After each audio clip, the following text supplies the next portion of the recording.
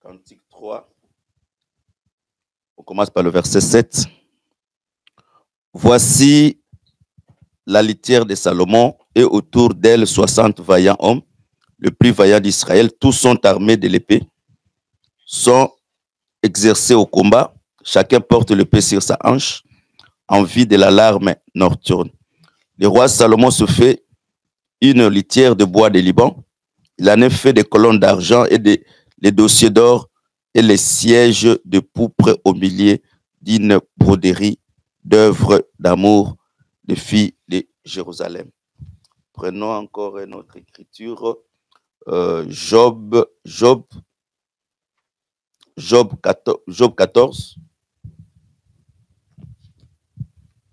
Job 14.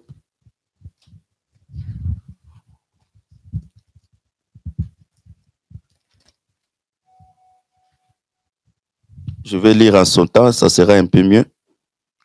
Je commence par le verset 1. L'homme né d'une femme, sa vie est courte et sans cesse agitée. Il est né, il est coupé comme une fleur. Il fuit et il disparaît comme un ombre. Et c'est sur lui que tu as l'œil ouvert. Et tu me fais aller en justice avec toi. 4. Comment d'un être essuyé sortira-t-il un homme pur, s'il n'en est point sorti aucun? Si les jours sont fixés, tu as compté ces mois, tu en as marqué les termes qu'il ne saurait franchir. Détourne-lui le regard et donne-lui du relâche, pour qu'il y ait au moins la joie du mercenaire à la fin de la journée. Un arbre a de l'espérance. Quand on le coupe, il repousse, il produit encore les rejetons. Quand sa racine vieillit dans la terre, quand son tronc meurt dans la poussière, il est réveillé à l'approche de l'eau, il pousse des branches comme une jeune plante, mais l'homme meurt, il perd sa force. L'homme expire, où est-il? Les eaux des lacs s'évanouissent, le fleuve tarisse et se dessèche. Ainsi l'homme se couche et ne se relève plus. Il ne se réveille pas tant que les cieux subsisteront. Il ne sortira pas de son sommeil. Si tu voulais me cacher dans le séjour des morts, me tendez pour jusqu'à ce que ta colère fût passée et me fixer un terme auquel tu te souviendras de moi. Si l'homme, une fois mort, pouvait revivre, j'aurais de l'espoir et tout le temps de mes souffrances jusqu'à ce que mon état vienne à changer. 1 Corinthiens 15. 1 Corinthiens 15. 1 Corinthiens 15.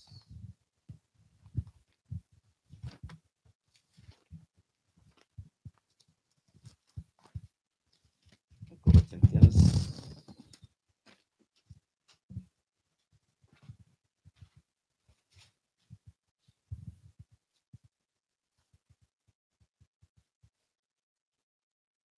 Je commence par le verset 9. Car je suis le moindre des apôtres. Je ne suis pas digne d'être appelé apôtre parce que je persécutais l'Église. Par la grâce de Dieu, je suis ce que je suis. Sa grâce envers moi n'a pas été vaine. Loin de là. Je travaille plus que tous. Non pas moi toutefois, mais la grâce de Dieu qui est à moi. Ainsi donc, que ça soit ce que soit en eux, soit eux, voilà ce que nous prêchons, ce que vous avez cru. Or, si l'on prêche que Christ est ressuscité des morts, comment quelqu'un parmi vous dit-il qu'il n'y a point de résurrection des morts? S'il n'y a point de résurrection des morts, Christ non plus n'est pas ressuscité. Et si Christ n'est pas ressuscité, notre prédication est donc vaine et votre foi est aussi vaine. Il se trouve même que nous sommes de faux témoins à l'égard de Dieu, puisque nous avons témoigné contre Dieu qu'il a ressuscité, tandis qu'il n'aurait pas ressuscité si les morts ne ressuscitent pas. Car si les morts ne ressuscitent point, Christ non plus n'est pas ressuscité. Et si Christ n'est pas ressuscité, votre foi est vaine, vous êtes encore dans vos péchés. Donc, passons parce que sinon on va prendre beaucoup de temps pour rien. Prenons encore une autre écriture. 2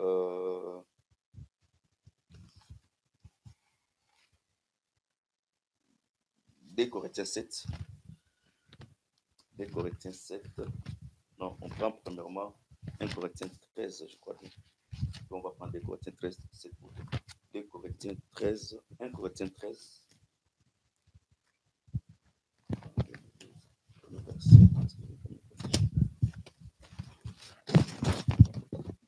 C'est 2 Corinthiens 13. 2 Corinthiens 13. 2 Corinthiens 13.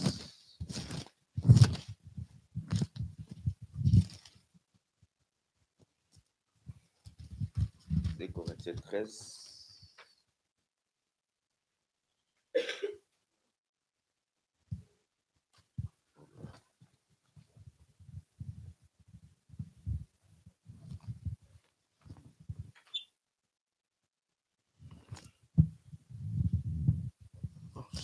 Je suis en erreur sur l'écriture. C'est 1 Corinthiens 13 ou bien comment?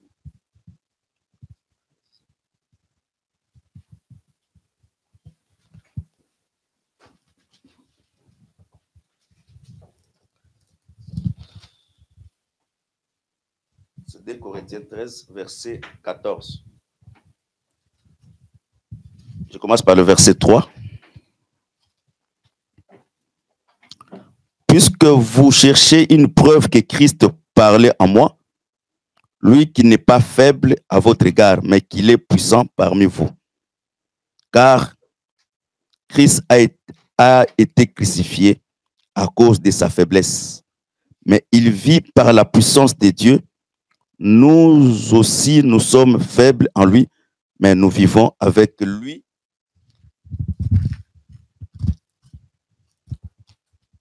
Par la puissance de Dieu pour agir, par la puissance de Dieu pour agir envers vous. 2 Corinthiens 7 pour terminer. Donc les restes, si on va les donner à la, si on ne termine pas jeudi, on va continuer, ça ne dérange pas aussi. 2 Corinthiens 7, je prends le verset 1. Et a donc de telles promesses bien-aimées, purifions-nous de tout essuire de la chair et de l'esprit, en achevant notre sanctification dans la crainte de Dieu. Donc, je finis, mais je regarde un peu quelque chose. Je vais déjà lire la Bible.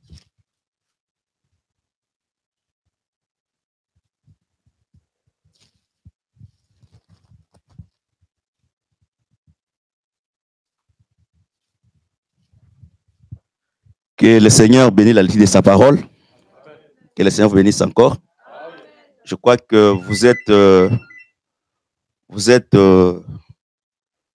bénis parce que un jour, le Seigneur, vous êtes bénis parce qu'un jour, le Seigneur était ensemble avec Marie et Marthe. L'autre faisait la vaisselle, qui n'était pas mauvais, qui était quelque chose de très bon. Mais l'autre était auprès du Seigneur pour écouter la parole de Dieu. Mais cependant que celui qui s'inquiétait pour faire la nourriture au Seigneur disait que mais pourquoi tu l'as laissé seulement, je travaille seul. Mais il fallait qu'il vienne m'aider. Mais le Seigneur, il lui a répondu que Marie a choisi le bonne part. C'est-à-dire travailler, ce n'est pas mauvais. S'occuper des enfants, ce n'est pas mauvais. Il y a quelque chose de très bon. C'est aussi servir comme étant une épouse, comme si un mari. Mais du moins, la bonne part, c'est écouter la parole parce que la parole ne te sera pas ôtée ni aujourd'hui, ni dans les siècles présents. Voilà pourquoi c'est une bénédiction de se présenter au devant de la face de Dieu. Donc, à chaque fois quand nous venons, il y a une bénédiction particulière que le Seigneur a déversée pour ce sacrifice que tu as fait pour venir écouter la parole de Dieu. En dehors de ça, se présenter dans le culte, c'est aussi une expression de la reconnaissance. C'est-à-dire, on n'a rien à donner à Dieu, mais du moins que notre corps soit une offrande agréable à notre Créateur. Que le Seigneur vous bénisse. Je ne vais pas tarder parce que nous continuons. Nous avons parlé sur les colonnes. Nous avons parlé sur les colonnes et en particulier, nous avons pris la litière de Salomon qui a fait la litière de Salomon qui était composée de 60 vaillants hommes. 60 vaillants hommes qui ont représenté que les 60 colonnes du tabernacle. Parce que j'ai dit que les vaillants, ce sont des géants, ce sont des guerriers qui entourent la litière pour que la saleté n'entre pas dans la litière. Donc la litière doit se conserver par les 60 vaillants hommes. Nous avons dit ceci. La litière, premièrement, représente le trône. La litière représente les lits. Donc, la litière était à la fois le trône et la litière était à la fois les lits. Mais la litière, comme étant les lits, Paul a dit que les lits conjugales soient exemptés de tout essuyer. C'est-à-dire la litière comme étant les lits, et les lits représentent la femme.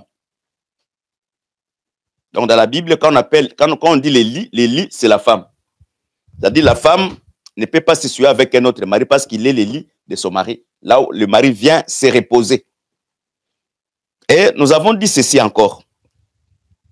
En dehors de la femme, la parole que nous prêchons aussi, c'est un lit qui ne peut pas entrer la suivre. C'est-à-dire, mal prêcher la parole, c'est suyer le lit conjugal.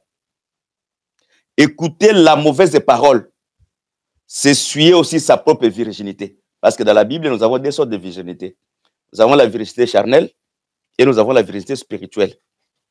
Quand quelqu'un reçoit la parole et que la parole transforme la personne, elle reçoit l'expiation du péché.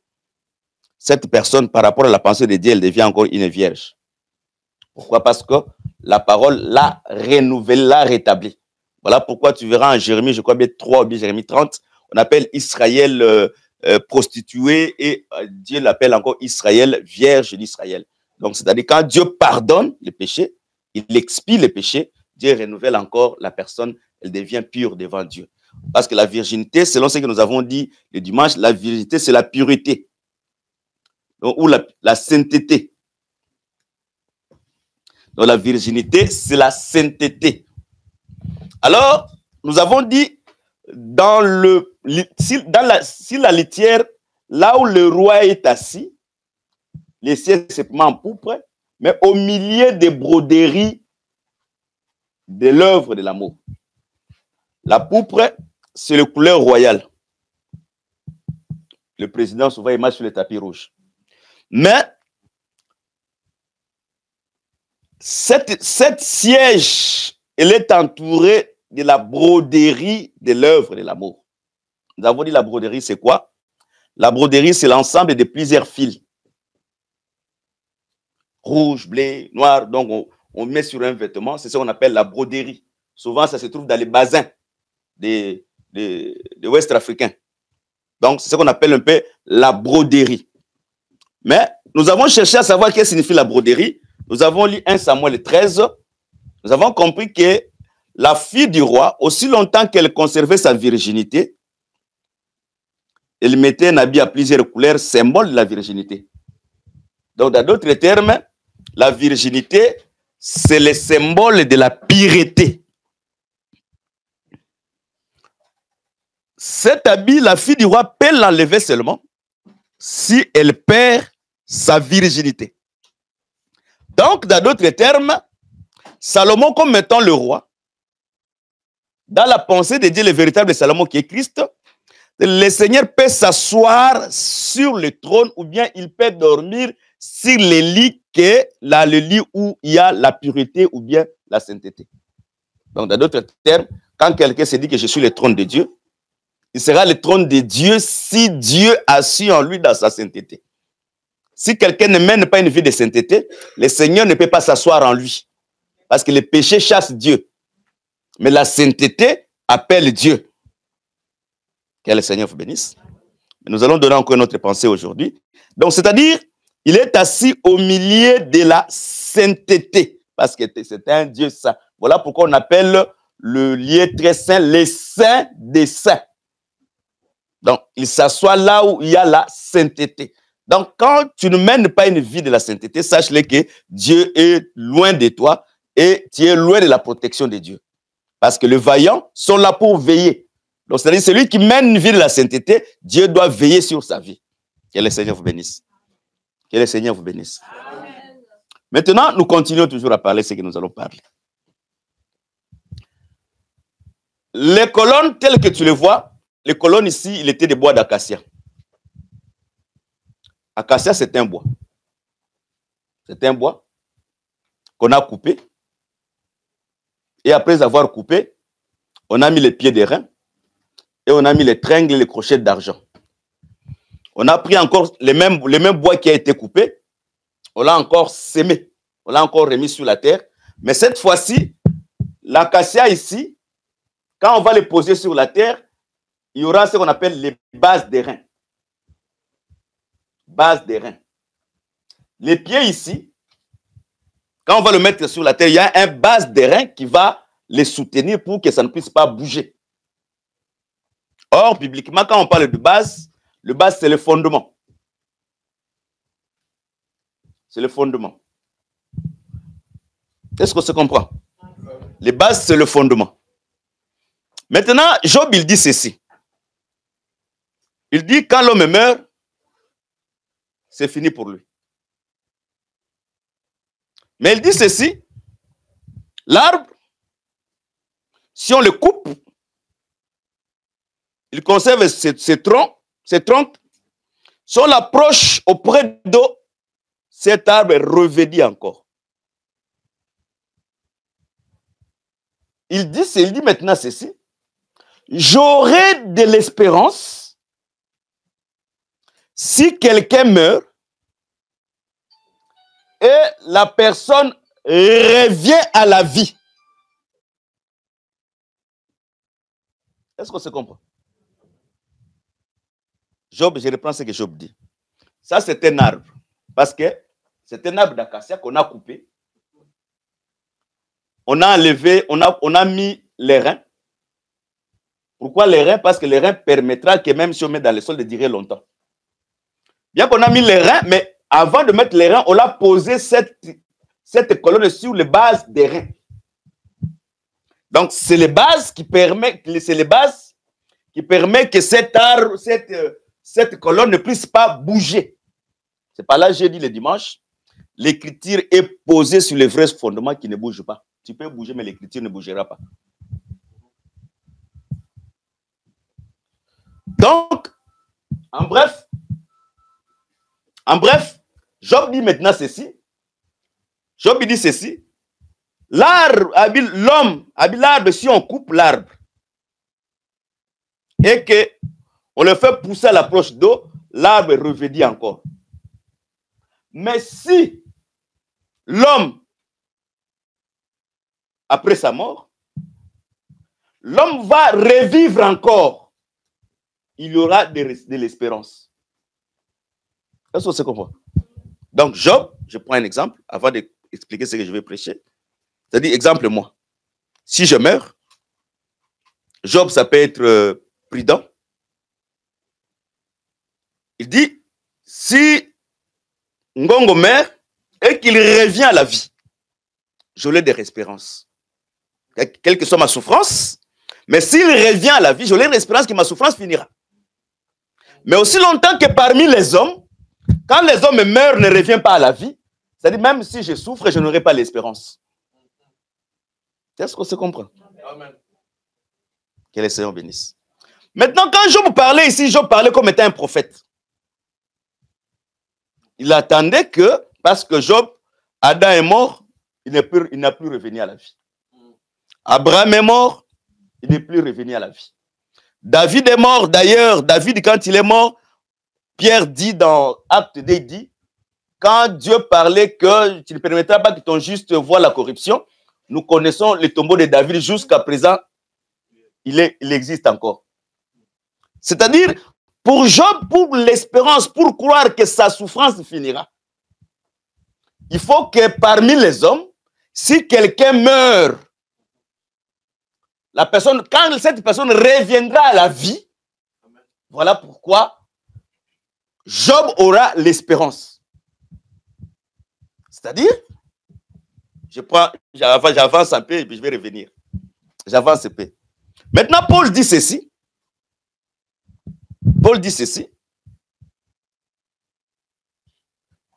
Si Christ ne pas ressusciter parmi les morts,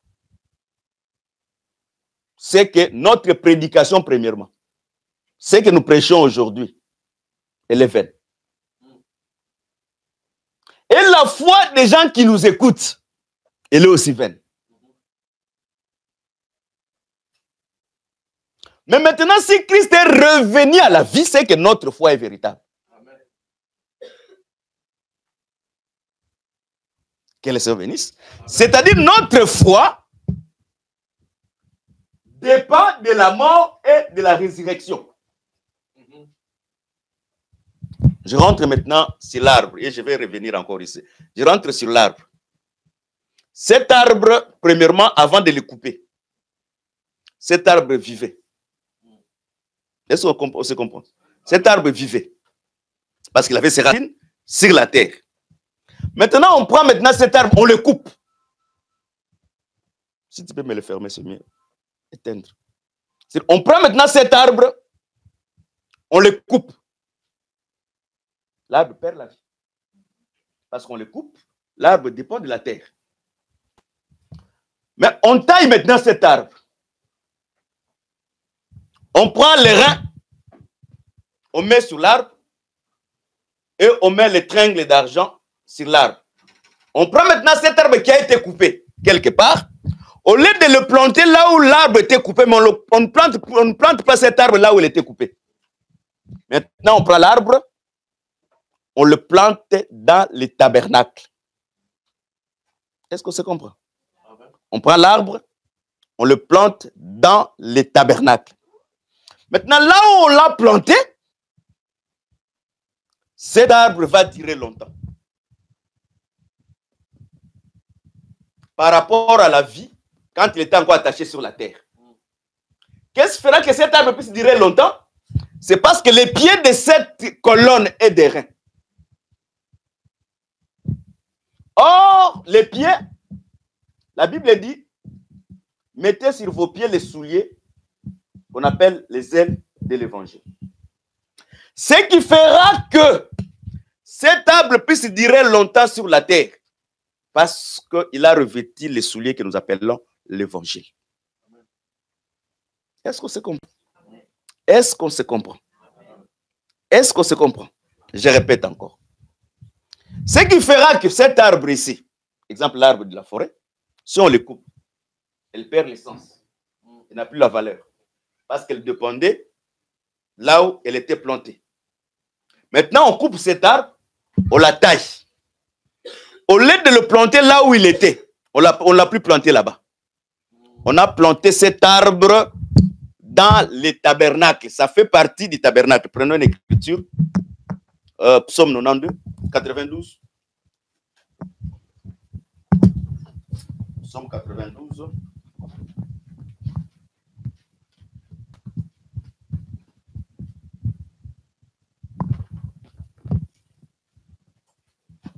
Psaume 92.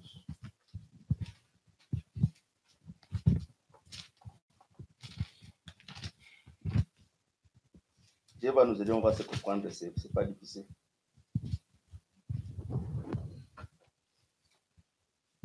Je prends le verset, je commence par le verset 13. Le juste croisse comme le palmier.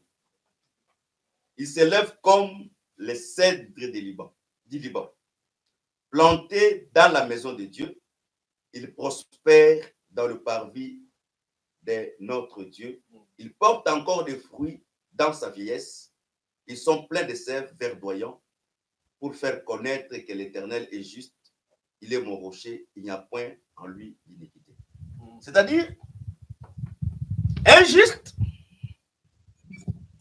c'est un arbre, c'était quelqu'un qui croisse comme, on dit premièrement, il croisse comme étant les cèdres. Les cèdres. Et on dit, il croisse comme les palmiers.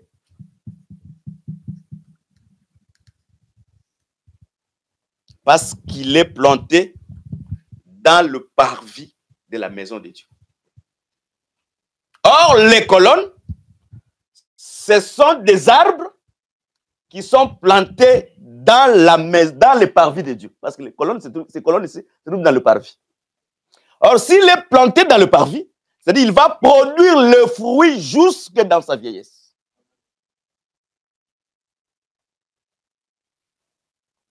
C'est-à-dire, quand il est jeune, il produit le fruit.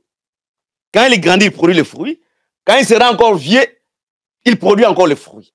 C'est-à-dire, quand quelqu'un croit à l'évangile, il aura une vie constante. Sa vie ne changera pas à cause de son âge. Il produira le fruit tout le temps. Il était jeune, il produit le fruit. Il grandit, il produit le fruit. Il devient vieux, il produit toujours le fruit. Quand quelqu'un, par rapport à l'âge, il commence à perdre même la réflexion de la parole, sache-le qu'il n'est pas injuste. Parce que l'homme vieillit, mais l'esprit qui se trouve en lui ne vieillit pas.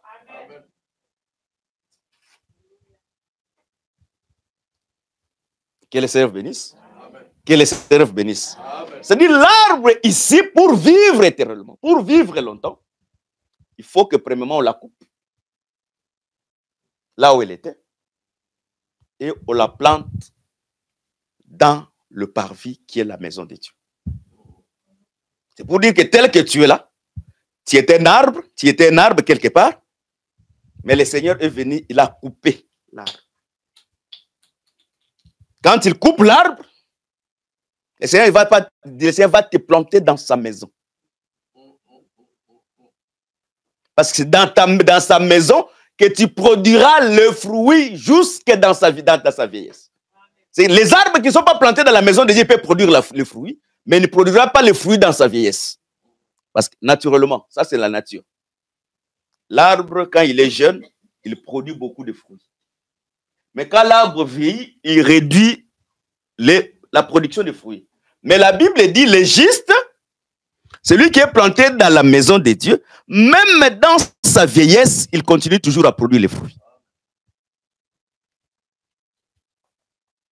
Que le Seigneur bénisse. Que le Seigneur bénisse. Maintenant, cet arbre qui est planté ici, bien qu'il a revêtu le pied des reins, mais il y a le bois, une partie du bois qui reste ici. C'est ce qu'on appelle la partie faible. La partie faible. Cette partie ici, c'est la partie faible. Je reprends encore ce que je prêchais la fois passée. C'est là où on va atterrir. Nous avons dit ceci. Le tabernacle avait 60 colonnes. Les colonnes, ils sont ici. Ça, c'est la porte. Ça, c'est la porte. Ça, c'est la porte, elle est ici. La porte a 4 couleurs. Blanc, bleu, rouge, pourpre, rouge à cramoisi. Mais tout autour du parvis, il y a un rideau à fin lait rector blanche.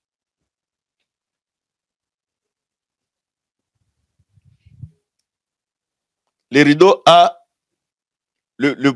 les colonnes a un rideau à fin lait rector blanche. Mais si sur la porte, il y a les colonnes, mais qui a un rideau de 4 couleurs. Nous avons expliqué ici avec vous. Plusieurs couleurs, c'est l'image de la pureté ou la virginité ou encore la sainteté. Maintenant, bibliquement, il faut qu'on commence à prêcher afin que nous puissions se comprendre tous. Bibliquement et spirituellement, la porte dans notre corps, c'est où? Le cœur. C'est-à-dire, la porte, c'est le cœur. Et ça, c'est la chair. Donc, si toi, tu es le trône de Dieu, si tu es le trône, la litière de Dieu, premièrement, nous devons voir la sainteté dans la chair. Mais cette sainteté ne sera pas seulement la sainteté de la chair, mais nous devons voir aussi la sainteté dans la porte de l'intérieur, parce que plusieurs couleurs représentent aussi la sainteté. Est-ce qu'on se comprend? Voilà pourquoi Paul dit dans 2 Corinthiens 7, nous devons conserver la sanctification de la chair et la sanctification de l'esprit. Or, l'esprit qu'on parle ici, c'est la sanctification du cœur. Voilà pourquoi, premièrement, nous avons la capacité de voir la sainteté extérieure. Mais Dieu, pour siéger dans ta vie, parce que tu peux avoir la sainteté extérieure, mais cela ne fait pas de toi le trône de Dieu. Parce que Salomon, il s'assoit dans la litière, mais dans là où il y a la broderie et le pourpre. C'est-à-dire, tu peux avoir l'aspect de la sainteté extérieure qui est important, qui n'est pas mauvais. Mais ce qui compte plus que chez Dieu, c'est la sainteté intérieure.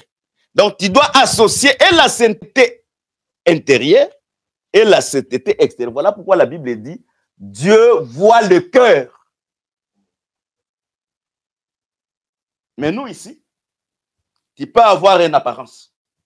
Voilà pourquoi pour servir Dieu premièrement, le premier indicateur afin que quelqu'un puisse servir Dieu, la personne doit avoir l'apparence qui convient à la sainteté. L'apparence, c'est l'aspect extérieur. Même si Dieu m'a parlé que tu es un enfant de Dieu, je ne te prendrai pas afin que tu puisses servir Dieu, aussi longtemps que dans les yeux visibles comme ça, on ne voit pas une apparence qui convient à la sainteté. Parce que l'intérieur, pour que Dieu puisse siéger en toi, ça c'est réservé à Dieu. Voilà pourquoi beaucoup de gens, ils peuvent marcher, croyant que nous pouvons dire, ah, c'est un enfant de Dieu. Pourquoi? Là, le rideau blanc de l'intérieur. Mais les rideaux, la place intérieure, là où Dieu vit, là où Dieu siège, cette personne n'a pas la vie de la sainteté. Or, quand la personne n'a pas la vie de la sainteté dans son intérieur, Dieu ne siégera pas dans sa vie. Qu'est-ce que signifie la vie de la sainteté dans son intérieur? Ce sont les gens qui ont battu leur vie dans les mauvaises pensées.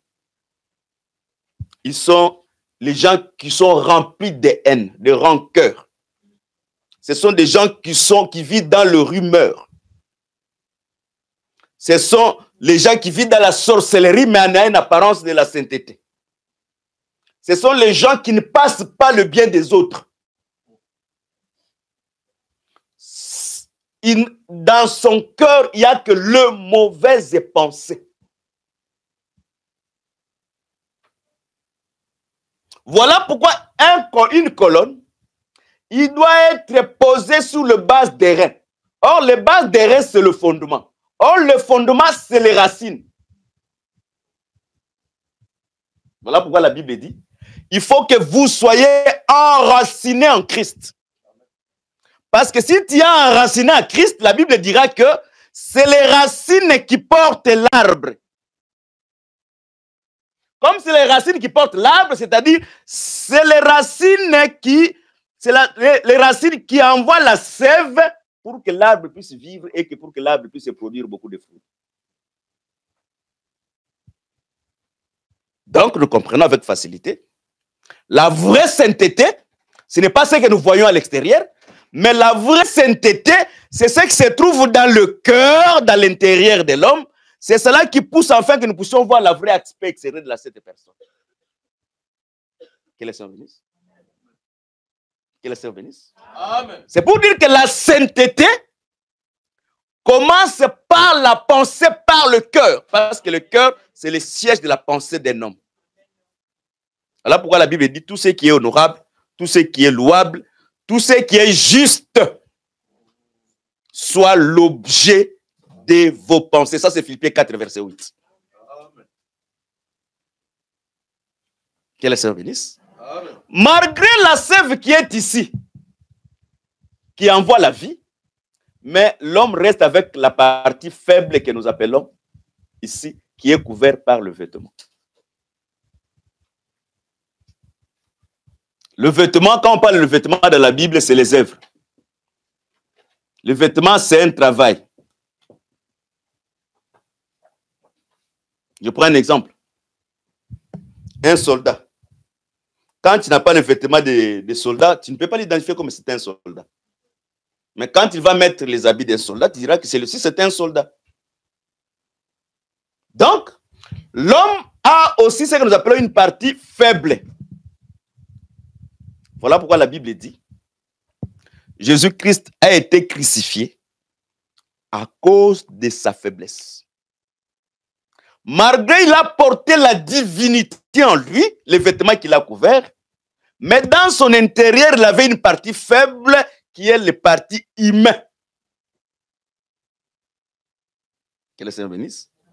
C'est la partie faible que le Seigneur avait portée, c'est la chair en étant humain. Voilà pourquoi tout humain est sujet de la faiblesse. Lisons une écriture, on va avancer. Hébreux.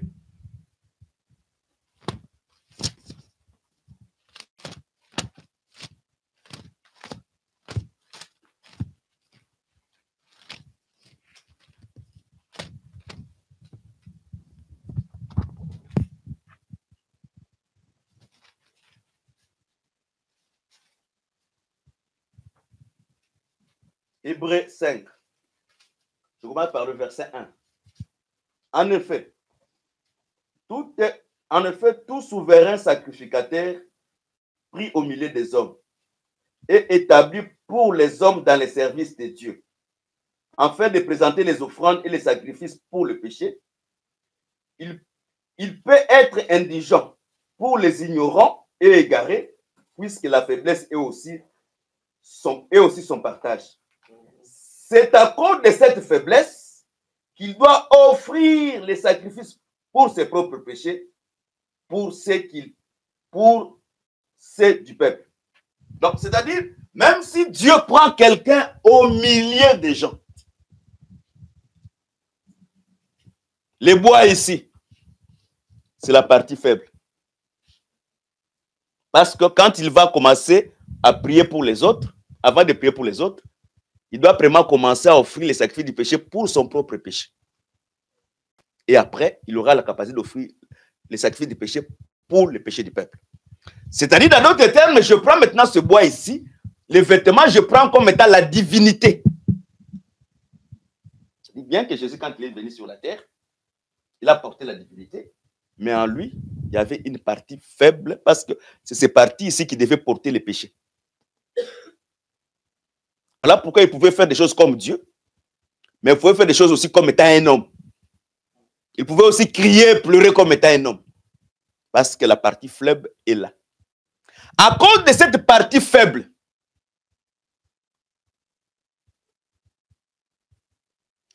c'est ce que nous appelons la justification. Lisons la Bible.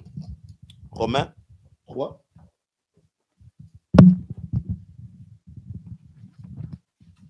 Aujourd'hui, on lit un peu beaucoup la Bible, parce que le tabernacle, c'est trop vaste. Romains 3.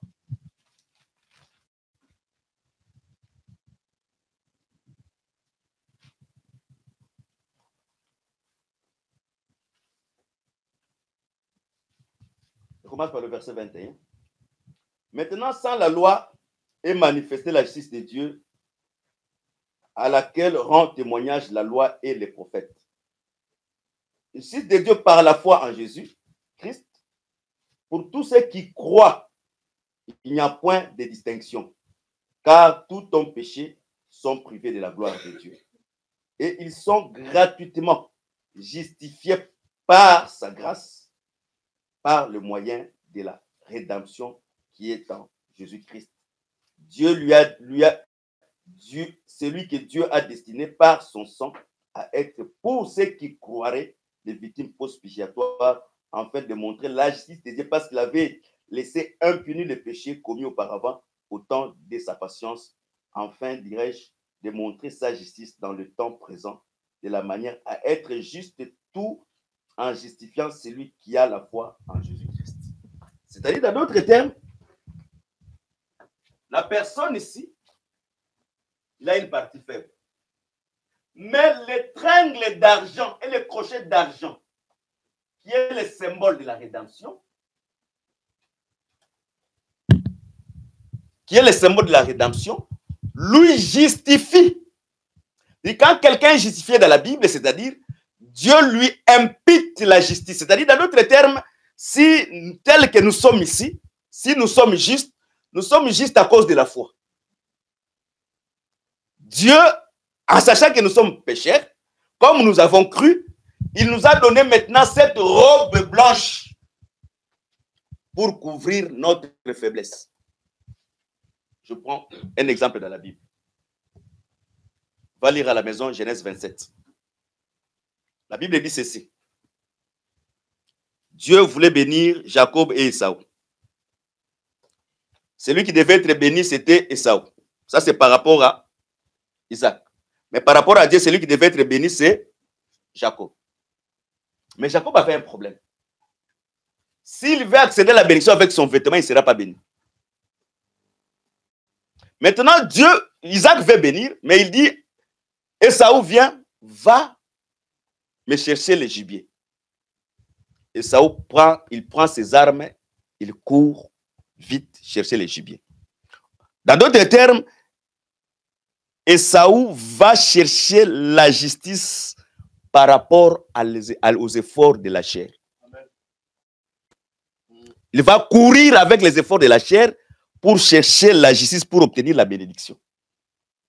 Mais Jacob, lui, il était à la maison. Sa maman a pris les vêtements. C'est la maman qui a pris les vêtements qui étaient réservés à Ésaü. Il lui a revêtu. C'est-à-dire, les vêtements d'Ésaü ont couvert la faiblesse de Jacob. C'est dans d'autres termes, Jacob a été justifié par le vêtement et le peau de l'animal qu'il avait revêtu. Même si la vie de Jacob n'est pas bonne, mais comme elle a revêtu la foi en Christ, nous a sauvés. Et si nous sommes sauvés par la foi en Christ, nous revenons encore ici sur l'homme qui est mort et qui est revenu à la vie. C'est-à-dire, si nous avons la foi et notre foi est vraie, parce qu'il y a quelqu'un qui est mort et il est revenu à la vie. C'est-à-dire, même si je souffre, même si j'ai une situation difficile, parce que parmi les hommes, il y a quelqu'un qui est mort et il est revenu à la vie, c'est-à-dire, je dois croire que ma souffrance finit. Même si ça semble rien ne va pas, je ne veux pas désespérer. J'ai l'espérance parce que quelqu'un est mort et il est revenu à la vie. Voilà pourquoi la foi, si la chose que je suis en train de penser, là, cette foi est vraie. Parce que ma foi n'est pas vraie, parce que Christ est mort et il est ressuscité, il est revenu à la vie. C'est-à-dire, celui qui a la foi, il ne peut pas faiblir parce qu'il a dans sa conscience que j'ai l'espérance, parce que celui qui était parti parmi les morts, le mort ne l'a pas retenu, il est revenu à la vie. Comme il est revenu à la vie, c'est-à-dire même si je suis malade comme Job, j'aurai l'espérance que ma situation sera résolue. Amen. Que le Seigneur bénisse. Amen. Mais c'est Jacob ici, cette colonne ici, c'est le vêtement qu'il a mis qui lui a justifié. Donc, dans d'autres termes, Dieu nous a imputé la justice par la foi. Sans la foi, il n'y a pas la justice de Dieu. Personne par ses œuvres de la chair peut convaincre Dieu. Dieu est convaincu que par la foi. Je vais terminer par ici. Et je vais expliquer quelque chose. Je ne donnerai pas l'écriture, je vais donner l'écriture. Éphésiens 3, je crois que 16, 18. Je l'ai prêché aussi dimanche à Saint-Denis. La Bible dit, nous devons connaître Dieu dans la largeur, la longueur, la hauteur et la profondeur. Ce sont les 4 dimensions que nous devons connaître Dieu. Or, la Bible dit, 1 Corinthiens 14, il dit que quand nous prêchons, nous devons prêcher. À quoi me servirait si je ne parle pas par connaissance, révélation, prophétie et doctrine. C'est-à-dire, les 4 dimensions ici, la largeur, parce que la foi a la largeur, la foi a la longueur, la foi a la hauteur et la foi a la profondeur. Ces 4 dimensions ici, c'est aussi les 4 dimensions de parler, qui est la connaissance, la révélation, la prophétie et la profondeur. Donc, Dieu, dans la foi dans la largeur, c'est la foi dans la connaissance. Ça, c'est Dieu dans la largeur. Crois, tu seras sauvé. Nous sommes sauvés par la foi. Mais Dieu dans la révélation, ça, c'est Dieu dans la longueur. Dieu dans la révélation, c'est Dieu dans la longueur. Qui peut croire? Pour croire, il faut être posté d'Abraham, circoncis le 8e jour. Or, Dieu a créé 7 jours.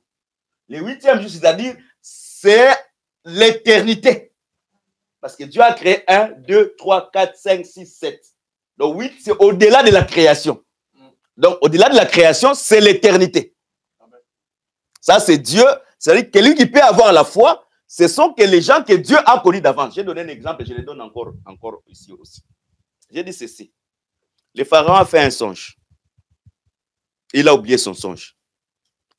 À Babylone. Il a dit, celui qui va me rappeler les songes et qui va me donner l'explication, je vais le couronner. Mais comment quelqu'un qui avait son songe, il a oublié? Comment si on répète les songes, il va reconnaître cela? Parce qu'il a oublié. Tu peux pas.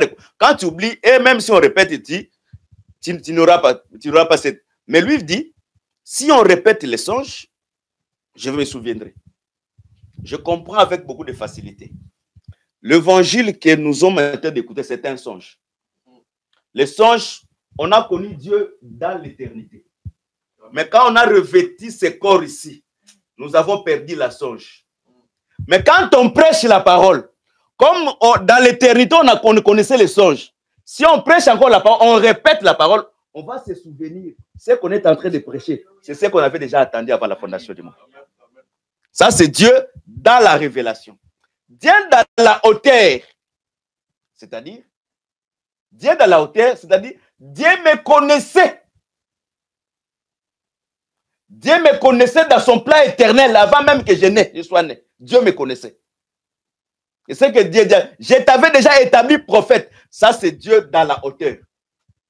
Maintenant, Dieu dans la profondeur, c'est Dieu dans la doctrine. Pourquoi Dieu dans la doctrine, c'est la profondeur? Parce que la doctrine, c'est l'ensemble de la révélation, de la connaissance, de la prophétie. L'ensemble de ces 3, c'est ce que nous appelons la doctrine. Quand on parle de la doctrine de Christ, la révélation n'est pas en dehors de la doctrine de Christ. La prophétie n'est pas en dehors de la doctrine de Christ, ni la connaissance n'est pas en dehors de la doctrine de Christ. Quand on prend tout, la doctrine, c'est comme Deutéronome. Parce que Deutéronome, c'est l'ensemble des 4 livres pour former un seul livre. La doctrine, c'est l'ensemble de tout ça. Or, si la doctrine est l'ensemble de tout ça, maintenant dans la doctrine, il y a les règles. Parce que la doctrine, c'est les règles. L'Écriture de Paul dit, l'athlète n'est pas couronné s'il n'a pas couru selon les règles du jeu. Et quand on court, il y a une règle à courir. Et quand on vit dans la vie chrétienne, même si Dieu t'avait connu avant la fondation du monde, même si tu as crié, quand tu crois, tu es sauvé. Maintenant, nous, dans la profondeur de la doctrine, on saura que tu as la foi quand maintenant on va voir comment les règles qui sont écrites dans la doctrine qui est en train de les vivre. Parce que tu ne peux pas accéder au salut si tu ne mènes pas une vie de la sainteté pour que Dieu puisse venir habiter en toi. Si dans d'autres termes, la doctrine rassemble la connaissance, la prophétie, la révélation pour en faire qu'un. Or, quand nous entrons dans la doctrine, nous sommes maintenant dans les règles de vivre. Voilà, tu peux dire, quand je dormais, moi, je vis que je suis en train de distribuer les pains, je serai évangéliste. Ce n'est pas mauvais. Ça, c'est dans la pensée. Maintenant, dans la doctrine, quelles sont les règles qui te permettent, les songes que tu as vus la nuit là, que tu puisses l'exercer? On va voir, est-ce que il n'a pas une copine dans sa maison? Oh, tu as une copine dans ta maison. Mais tu vas servir Dieu comment la vie de la sainteté n'est pas en toi. Donc, c'est-à-dire, c'est la doctrine qui est l'ensemble. C'est-à-dire la prophétie que tu as eue là. Quand on va maintenant le revoir dans le règle de la doctrine, c'est à ce moment où on saura que tu vas servir ou tu ne vas pas servir. Que le Seigneur bénisse. Si dans d'autres termes, c'est la foi qui est le vêtement qui nous couvre pour que les gens ne voient pas notre faiblesse. Dans d'autres termes, c'est l'évangile, l'enseignement de la parole. C'est là où l'enfant de Dieu cache sa faiblesse. Parce que quand tu te caches dans la parole, tu seras fort. Voilà pourquoi Paul dit, je termine par ici, Paul dit, n'abandonne pas notre assemblée. Tu as écouté ce que Paul dit? N'abandonne pas notre assemblée. C'est-à-dire, dans l'église où l'assemblée que Paul dit, dans cette assemblée, si j'entre, je dois avoir Pierre, je dois avoir Jacques, je dois avoir Jean, et je dois avoir Paul. C'est à ce moment que je croirais que cette assemblée est notre assemblée. Mais si j'entre dans cette assemblée, je ne vois pas Paul. Je comprends que ce n'est pas notre assemblée. Comment je ne verrai pas Paul? Comment je ne verrai pas Jacques? Jacques dit, montre-moi la foi, moi je montrerai les œuvres. La foi sans les œuvres, elle est morte. Et même si tu dis que j'ai cru, mais si je ne trouve pas les œuvres, c'est-à-dire, je ne trouve pas Jacques dans ta vie. Si je vais quelque part, je trouve que les femmes sont en train de prêcher. Je comprends que Paul n'est pas là. Si je vais quelque part, les gens sont en train de trafiquer la parole d'une moyenne maçonnière pour avoir de l'argent. Je comprends que Pierre n'est pas là. Donc, dans d'autres termes, quand on dit que n'abandonnez pas notre assemblée, premièrement, dans le sens de la pensée de Dieu, l'assemblée, ce n'est pas là où on se réunit premièrement. Bien que c'est aussi là. L'assemblée qu'on n'abandonne pas, c'est le vrai enseignement. Parce que tu peux être dans l'assemblée, mais tu ne plies dans l'assemblée. Quand la fausse doctrine s'introduit, même si on est réunis là, moi, dans ma pensée, je ne suis plus là-bas. Je prends encore un autre exemple. Tu peux dire que nous sommes dans l'assemblée. Je n'ai pas abandonné notre assemblée. Mais l'enseignement qui dit que, l'enseignement qui dit que les impudiques n'hériteront pas le royaume des cieux. Toi, tu vis dans l'impudicité. Tu crois que tu es dans cette assemblée-là? Paul est ensemble avec Paul. Non. Tu peux être dans l'assemblée locale, mais tu n'es pas dans l'assemblée de Paul, de Pierre, de Jacques et de Jean. Donc, quand on dit que n'abandonnez pas nos assemblées, l'assemblée comme étant une maison, qui doit être un arbre planté dans la maison de Dieu, où la sève de la parole te donne la vie tout le temps. Que le Seigneur bénisse. À ce moment, tu seras maintenant une colonne qui est posée sous les bases des reins. Tu seras comme maintenant une maison qui est bâtie sur les rocs. Quel que soit le vent, quels que soient les torrents, tu resteras stable. Quand est-ce qu'on saura que tu es vraiment une colonne? C'est quand les problèmes viendront. Aussi longtemps que les problèmes ne viennent pas, vous savez, la maison, quand on la construit, la pluie n'est jamais descendue sur cette maison, on peut commencer à l'apprécier. Le vent, les tsunamis ne sont jamais passés. Ah, cette maison, elle est belle. Mais le jour que la pluie, le vent souffrira sur cette maison, c'est à ce moment, après la pluie et après le vent, on saura que cette maison est stable ou elle n'est pas stable. Amen. La stabilité dans la vie chrétienne, c'est devant les problèmes. C'est à ce moment nous saurons que tu es stable. C'est à ce moment nous saurons que tu es un vrai chrétien. Je prends un exemple pour terminer. Dieu prend une mauvaise femme, il met à côté de toi. Mais quand tu parlais avec la femme, tu te dis, ah vraiment, ça c'est une ange du ciel. Mais tu t'assois à la maison, tu la regardes, tu dis, mais est-ce que c'est vrai, c'est celui-ci que je parlais avec lui? Mais oui, c'est lui. Maintenant, tu vas chercher les Écritures dans la Bible. Oh non, les mauvaises femmes, c'est comme la carie dans les dents. Tu vas dire toutes ces choses-là. Ce sont des vents. Mais quand est-ce qu'on sera stable? Après toutes ces épreuves-là. tu restes stable dans la foi. Et tu n'as jamais dit à cette femme que prends tes objets, vas-y. Et tu ne l'as jamais provoqué de prendre les habits. Malgré son mauvais caractère, tu restes ferme parce qu'un chrétien ne peut pas dire à l'autre c'est fini. Mais c'est les païens. Quand ils disent c'est fini, moi, je croise mes mains, je bats mes mains, gloire au Seigneur. Mais je ne provoque pas que tu puisses partir. Mais c'est toi-même, par ton comportement, tu dis que je pars. Parce que les païens ne sont pas liés au mariage. Vous pouvez vous marier à 12 heures. À 12 heures, 2 minutes, il dit que le mariage termine. Il n'est pas lié. Mais c'est toi qui es lié, parce que tu n'es pas seulement lié aux hommes, mais tu es lié aussi à Dieu. Que le Seigneur bénisse. C'est-à-dire la sainteté, la vraie sainteté commence par l'intérieur. Voilà pourquoi il faut être saint de la chair et saint de l'esprit. Je prends des exemples terre à terre. Quand tu dors la nuit, tu vois un mari de nuit, une femme de nuit venir vers toi. Mais tu te suis comment? C'est un esprit. Et à chaque fois que tu te suis comme ça, il y a une répercussion qui se fera dans ta chair, dans ta vie. Peut-être tu aurais difficulté de se marier. Même les femmes comme ça, il y a même des gens, ce garçon il est beau, mais pourquoi il ne se marie pas? Les femmes de nuit.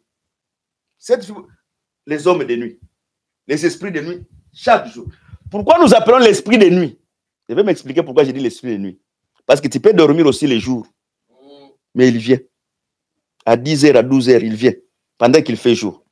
Pourquoi on appelle l'esprit de nuit? Tout ce qu'on fait en secret, c'est la nuit. Tout ce que l'œil humain ne peut pas voir comme ça, c'est la nuit.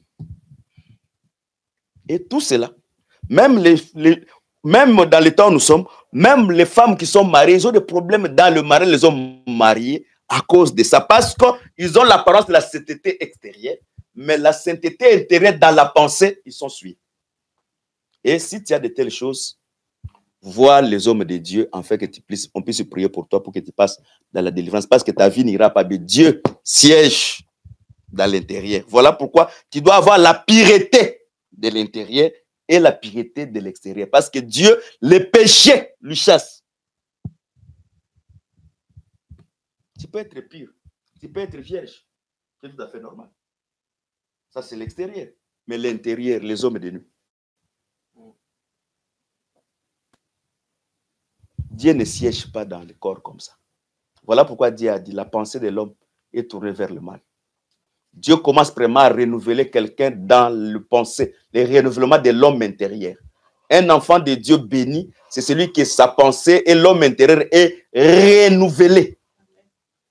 Quand l'homme intérieur devient renouvelé, maintenant Dieu va habiter en toi, dans ton cœur. Il te prendra, tu seras un arbre planté dans la maison. Tu produiras, même dans la vieillesse, tu produiras. Que le Seigneur vous bénisse. Amen.